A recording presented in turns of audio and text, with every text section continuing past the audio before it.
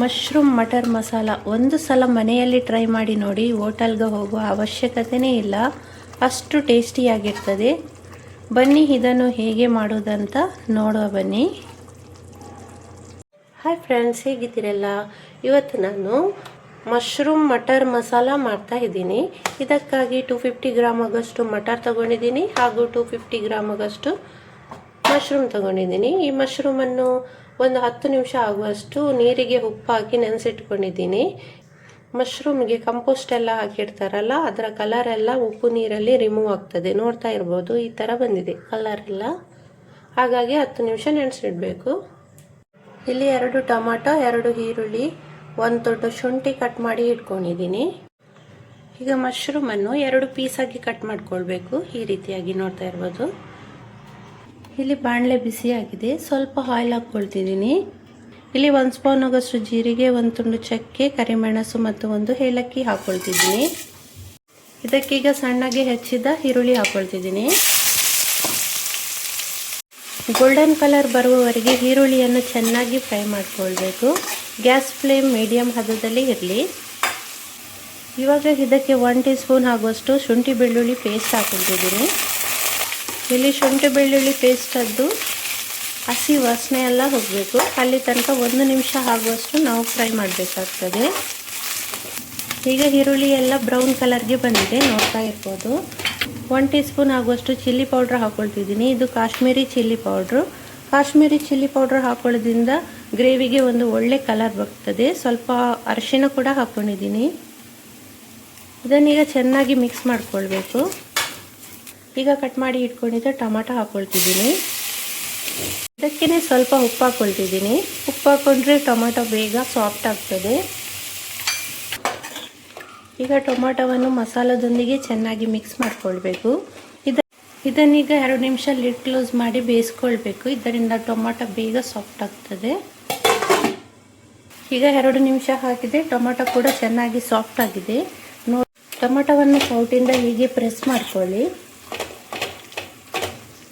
ಈಗ ಇದಕ್ಕೆ 2 tea spoon ಆಗುವಷ್ಟು ಕೊರಿಯಂಡರ್ ಪೌಡ್ರ್ ಹಾಕ್ಕೊಳ್ತಿದ್ದೀನಿ.